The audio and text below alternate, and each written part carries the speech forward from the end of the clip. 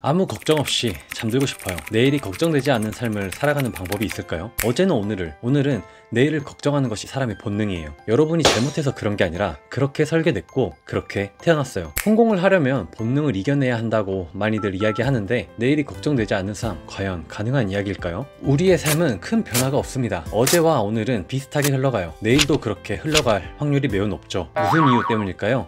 인구 감소 해결을 위해? 전세난 해소를 위해? 모두 살기 좋은 나라를 만들기 위해? 아니죠. 아닙니다.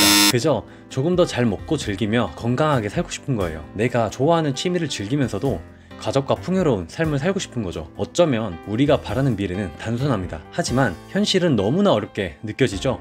아마도 내가 미래를 상상하는 모습과 현실의 모습이 차이가 있기 때문일 겁니다. 현실의 벽에 부딪혀 미래가 보이지 않는 것과 같아요. 사람은 행복하고자 하는 욕구가 있습니다. 당연히 그럴 자격도 있고요. 원하는 삶과 가까워지려면 어떻게 해야 할까요? 바로 고민하는 대신 해결책을 찾는 데 집중하는 겁니다. 우리는 학교에서 혹은 사회에서 다양한 지식들을 배우죠. 그럼에도 우리는 가장 중요한 것을 배우지 못했습니다. 돈을 다루는 방법, 부자가 되는 방법, 나의 행복을 찾는 방법, 지속 가능한 성공에 대한 방법 등을 배우지 못했습니다. 스스로 해결하기 위해 우리는 노력해야 돼요. 고민만 하고 있지 말고 해결책을 찾는데 집중해야 한다는 겁니다. 해결책을 찾는데 가장 좋은 방법은 부모님에게 배우는 것이지만, 우리의 부모님들은 우리보다 더 어려운 환경에서 시간을 보냈을 확률이 높습니다. 2030 세대보다 행복과 부자 되는 방법을 더 간절하게 원하고 더 많은 조언을 원하는 세대는, 현재는 유튜브나 SNS를 통해서도 성공한 사람들의 배움을 빠르게 접할 수 있죠. 스마트폰 하나만 예를 들어도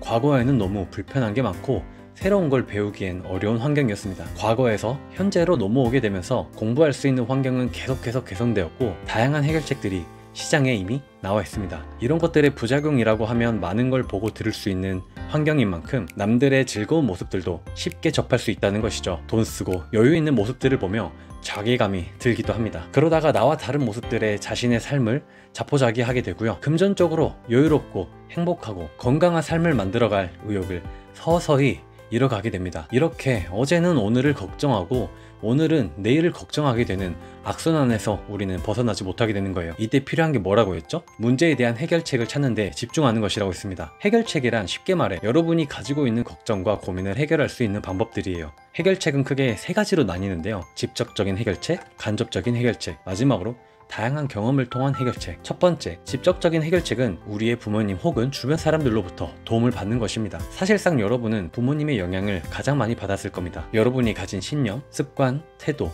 모든 게 말이죠. 아쉽게도 현실적으로 여러분이 직접적인 도움을 받을 수 있는 확률은 매우 낮습니다. 직접적인 도움을 받아 문제를 해결할 수 있다는 것 자체만으로도 큰 축복이에요. 두 번째, 간접적인 해결책은 독서와 공부를 통해 도움을 받는 것입니다. 책뿐만 아니라 유튜브, 인터넷 강의, 오프라인 모임 등 어떠한 방식으로도 말이죠. 간접적인 해결책의 장점은 대부분의 문제들에 대해 어떻게 해결하면 되는지 공략집처럼 나와 있다는 것입니다. 단점은 이미 나와 있는 해결책이라고 할지라도 그냥 넘겨버리는 사람들이 대다수이죠. 그 이유는 나의 상황과 정확히 일치하지 않기 때문입니다. 따라서 마지막 방법이 제일 중요한 해결책이라고 할 수 있는데요. 바로 다양한 경험입니다. 아기들은 수천 번, 수만 번 넘어지지만 끝내 일어서는 방법을 배우죠. 뜨거운 주전자에 손을 갖다 댔을 때 큰 고통과 함께 평생 각인됩니다. 뜨거운 물체에는 손을 대면 화상을 입는다는 것을요. 학교에서는 시험 공부를 하지 않으면 점수가 오르지 않는다는 것도 알게 됩니다. 남들에게 서비스를 제공받으려면 그만한 대가를 지불해야 하는 것도 알게 됩니다.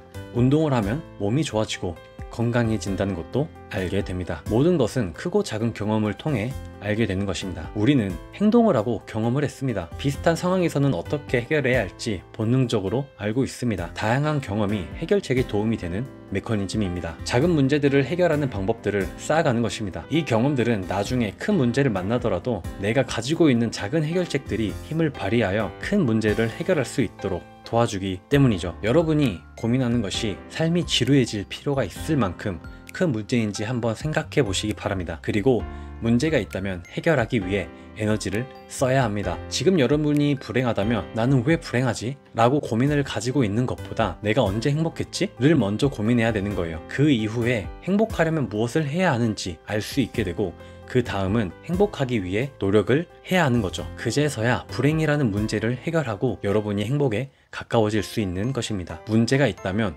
고민만 하지 말고 해결책을 찾으려고 노력해보는 건 어떨까요? 여러분들이 살면서 가장 힘들었던 때는 언제인가요? 그 시절을 어떻게 이겨내셨나요? 고난을 이겨내셨다면 그 경험담을 우리 자녀들에게 혹은 주변 사람들에게 널리 알려주시길 바랍니다.